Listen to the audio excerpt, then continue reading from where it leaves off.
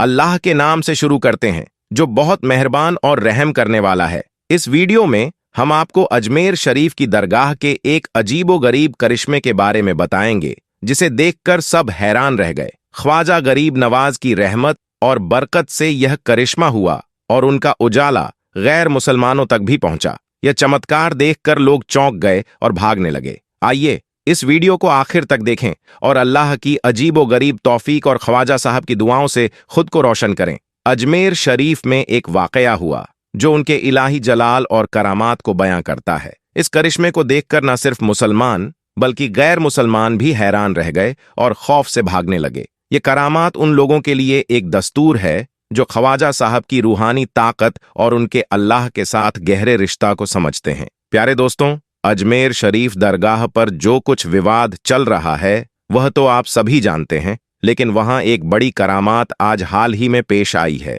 जिसे हम आपको दिखाएंगे। इसी तरह की इस्लामिक घटनाओं और वाक्य से रूबरू होते रहने के लिए आज ही सब्सक्राइब करें हमारे चैनल इस्लाम हिस्ट्री को और साथ ही बेल आइकॉन को प्रेस करें।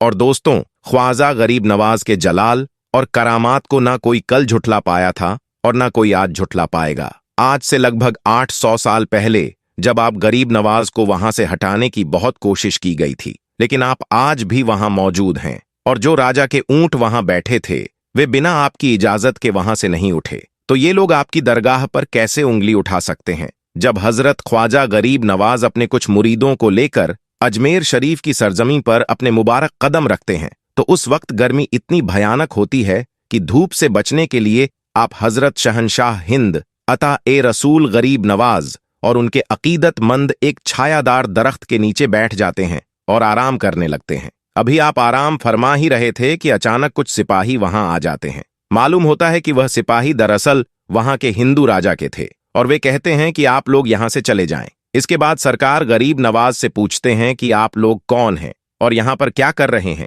कहां से आए हैं? ख्वाजा गरीब नवाज रहमतुल्लाह फरमाते हैं, है बंदे खुदा, हम मुसाफिर हैं और सफर पर निकले हैं। छाया देखकर हम यहां पर बैठ गए थे आराम की गरज से। सिपाही जो राजा के सिपाही थे वे बड़े मगरूर होकर कहते हैं, क्या आपको मालूम नहीं है कि यहां पर राजा साहब के ऊंट बैठते हैं? आप जल्द से जल्द यहां से खाली कर दीजिए वरना आपको बहुत तकलीफ हो सकती है। सरकार गरीब नवाज रहमतुल्लाह और उनके मुरीदों को समझाने की कोशिश करते हैं और फरमाते हैं, यह बंदा है खुदा, इतना बड़ा जंगल मौजूद है, राजा साहब के ऊंट तो कहीं भी बैठ सकते हैं। लेकिन सिपाही मगरूर होकर कहते हैं, ऐसा नहीं हो सकता, आप लोग यहां से चले जाइए। जब हमने आपको कह दिया कि राजा के ऊंट यहीं बैठेंगे तो यही होगा, यहां से चले जाइए। हजरत ख्वाजा गरीब नवाज रहमतुल्लाह अलैह फरमाते हैं, ठीक है भाई, अब यहां पर राजा के ऊंट ही बैठेंगे। सिपाहियों की बातें सुनकर ख्वाजा साहब रहमतुल्लाह अलैह और उनके साथी वहां से उठकर दूसरी जगह पर आराम करने की गरज से रुक जाते हैं। इधर जब दूसरे दिन सुबह होती है, सवेरा होता है, तो सिपाही ऊंटों को वापस लेने के लिए आते हैं। वे ऊंटों को खींचते हैं, हाँकते हैं, लेकिन ऊंट तो उठने का नाम ही नहीं लेते थे। सारे ऊंट ऐसा लग रहा था जैसे जमीन से चिपक गए हों और वे उठने का नाम ही नहीं ले रहे थे। सिपाही परेशान होकर अपनी समस्या का हल ढूंढने लगे। उन्होंने सोचा कि राजा के पास जाकर सारी सच्चाई राजा से ही बयान करनी होगी। वे सभी अपने महाराजा के पास पहुंचते हैं और जाकर राजा से यह सारी बात बताते हैं। राजा कहता है, क्या हुआ है, तुम लोग इतने घबराए हुए क्यों हो? सिपाही कहते हैं, महाराज, हमारे ऊंट धरती से चिपक गए हैं, हमने उन्हें हाँक मारा, सब कुछ किया, लेकिन वे उठ नहीं रहे हैं। राजा कहता है, ऐसा कैसे हो सकता है? सिपाही जवाब देते हैं, महाराज, हमें तो लगता है कि कल हमने जिन फकीरों को वहां से उठाया था, जिन दरवेशों को वहां से भगाया था, ये सब उन्हीं की करामत है। राजा कहता है, शायद तुम ठीक कहते हो, जाओ, वे सच्चे फकीर थे, सच्चे दरवेश थे। सिपाही राजा के आदेश पर ख्वाजा गरीब नवाज को ढूंढने निकलते हैं। वे तलाश करते करते एक जगह पहुंचते हैं जहां पर शहनशाह हिंद अता ए रसूल आले नबी औलादे अली सरकार ख्वाजा गरीब नवाज रहमतुल्लाह अलैह अपने चाहने वालों और मुरीदों के साथ आराम फरमा रहे होते हैं। जैसे ही सिपाही उन्हें देखते हैं वे दौड़े दौड़े ख्वाजा गरीब नवाज के पास पहुंचते हैं। सरकार ख्वाजा गरीब नवाज रहमतुल्लाह अलैह उन सिपाहियों को मोहब्बत और खलो से बैठने का हुक्म देते हैं। जब सिपाही बैठते हैं तो वे भी अचानक जमीन से चिपक जाते हैं और वहां से हिल भी नहीं पाते हैं, उठ भी नहीं पाते हैं। जब राजा को यह खबर मिलती है कि हमारे ऊंटों की तरह ही हमारे सिपाही भी जमीन से चिपक गए हैं, तो वह खुद ख्वाजा नवाज के पास हाजिर होते हैं। ख्वाजा साहब राजा को भी बैठने का हुक्म देते हैं। जब राजा जमीन पर बैठता है तो वह भी अपने आप ही जमीन से चिपक जाता है। लाख कोशिश करने के बावजूद जब वह उठने में नाकाम रहता है तो ख्वाजा गरीब नवाज रहमतुल्लाह अलैह अपनी दुआ और इलाही रहम से माफी मांगने लगते हैं और गिड़गिड़ाने लगते हैं। फिर ख्वाजा साहब पर रहम आता है, क्योंकि आप आले अली हैं और आपने उसे माफ फरमा दिया। राजा बार बार ख्वाजा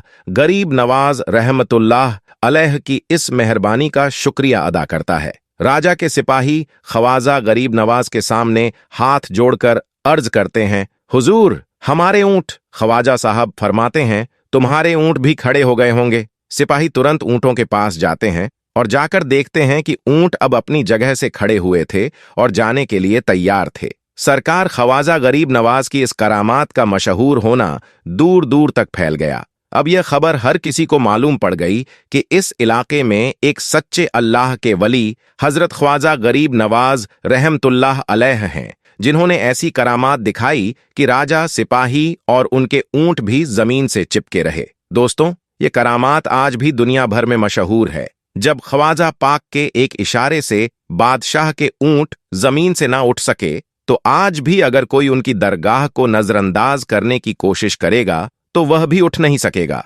आज पहली बार नहीं है जब हुकूमत ने ख्वाजा गरीब नवाज की दरगाह को तोड़ने की बात की है। इससे कई साल पहले भी एक बादशाह थे जो मुस्लिम थे और जिन्हें यह गलतफहमी थी कि मज़ारों में मरने के बाद इंसान को जिंदा किया जाता है। उस बादशाह का नाम था औरंगजेब आलमगीर। बादशाह औरंगजेब को वलियों के मुताबिक यह गलतफहमी थी, इसलिए उन्होंने भी दरगाह को तोड़ने का इरादा किया था। बादशाह औरंगजेब को अपनी यह सोच सही साबित करने के लिए एक दिन ख्वाजा गरीब नवाज की जियारत के लिए अजमेर शरीफ तशरीफ ले गए। जब वह अजमेर पहुंचे तो औरंगजेब ने अपने काजी से कहा, चलो मानता हूं कि ख्वाजा गरीब नवाज अल्लाह के वली हैं। बादशाह औरंगजेब ने कहा था, अगर मैं सलाम पेश करूंगा तो मुझे उसका जवाब मिलना चाहिए। अगर मेरे सलाम का जवाब नहीं मिला तो मैं मजार शरीफ को तोड़ दूंगा।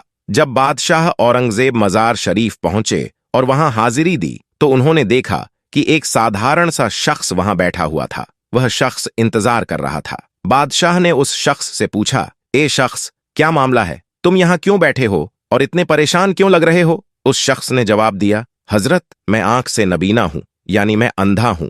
मैं काफी अरसे से ख्वाजा गरीब नवाज से दुआ कर रहा हूं कि मेरी आंखों की रोशनी वापस आ जाए, लेकिन कोई फायदा नहीं हुआ। मैं लंबे समय से यहां हाजिरी देता हूं और रो रो कर दुआ करता हूं कि अल्लाह ताला के सदक्के में मेरी आंखों की रोशनी मुझे वापस मिल जाए, मगर आज तक मुझे कोई फायदा नहीं हुआ। मेरी हाजिरी और दुआ कबूल नहीं हुई। यह सुनकर बादशाह औरंगजेब ने उस अंधे शख्स से कहा, मैं मजार पर सलाम पेश करने के लिए जा रहा हूं और जब मैं वापस आऊं और तब तक तेरी आंखों की रोशनी तुझे न मिली तो मैं तलवार से तेरी गर्दन उड़ा दूंगा। इतना सुनकर वह अंधा शख्स और ज्यादा परेशान हो गया और गमगीन हो गया। वह सोचने लगा, अब तक तो मैं अपनी आंखों की रोशनी के लिए परेशान था, लेकिन अब तो मेरी गर्दन की बारी आ गई है। वह अंधा शख्स जोर जोर से रोने और तड़प तड़प कर ख्वाजा गरीब नवाज से फरियाद करने लगा। जब बादशाह औरंगजेब ने मजार शरीफ में सलाम पेश किया तो वहां से कोई जवाब नहीं आया। बादशाह ने दूसरी बार सलाम पेश किया,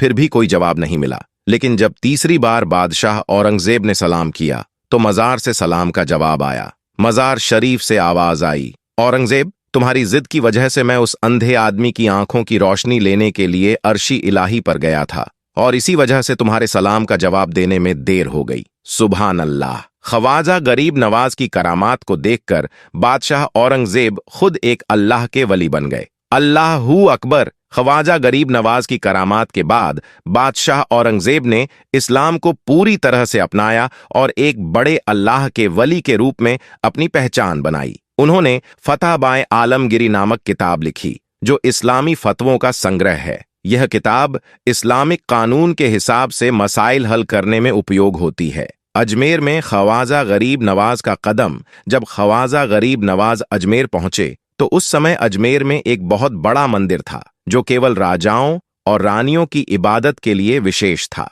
इस मंदिर के पास एक तालाब था जिसका नाम अन्ना सागर था। हिंदू लोग इसे अत्यधिक पवित्र मानते थे और उनका मानना था कि इसके पानी से उनके गुनाह धुल जाते थे। कहते हैं कि इस मंदिर में रात को इतने चिराग जलते थे कि इन चिरागों में तेल की खपत इतनी थी कि हर दिन बड़ी मात्रा में तेल खर्च होता था। आसपास के देहातों से भी मंदिर को आय होती थी जिसे मंदिर के खर्च में लगाया जाता था। मंदिर में कई लोग रहते थे जिनका काम आने वालों की देखभाल करना और यह बताना था कि कौन सा देवता क्या आशीर्वाद देता है। ख्वाजा गरीब नवाज की दुआ और इस्लाम की दौलत ख्वाजा गरीब नवाज रहमतुल्लाह अजमेर के उस मंदिर में तशरीफ ले गए। आपने अन्ना सागर से कुछ दूरी पर चटाई बिछाकर अपनी मुरीदों के साथ बैठकर नमाज पढ़ना शुरू किया। जब असर का वक्त हुआ तो आपने हजरत कुतुबुद्दीन बख्तियार काकी रहमतुल्लाह से इस्लाम के संदेश को अंजाम देने का आदेश दिया। आपने अजमेर में अल्लाह की एकता और मोहम्मद सल्लल्लाहु अलैहि वसल्लम की रिसालत का ऐलान किया। यह ऐलान इस्लाम के लिए एक नया मोड़ था क्योंकि उस समय वहां के लोग इस्लाम के बारे में कुछ नहीं जानते थे। अचानक अजान की आवाज सुनकर लोग हैरान हो गए और उनके घरों से निकलकर मस्जिद की ओर आ गए। सभी मुसाफिरों ने अन्ना सागर के पानी से वजू किया और नमाज अदा करना शुरू कर दिया। यह देख हिंदू लोग हैरान रह गए क्योंकि उनका मानना था कि भगवान तो मंदिर के अंदर हैं, तो ये लोग आंगन में किस भगवान को सजदा कर रहे हैं। दोस्तों, हम उम्मीद करते हैं कि आपको आज का हमारा यह वीडियो पसंद आया होगा। अगर यह वीडियो आपको पसंद आया हो तो इसे लाइक करें, अपने दोस्तों में शेयर करें और अगर आपने अभी तक हमारे चैनल को सब्सक्राइब नहीं किया है तो सब्सक्राइब कर लें और साथ में लगे बेल आइकन को जरूर दबा दें।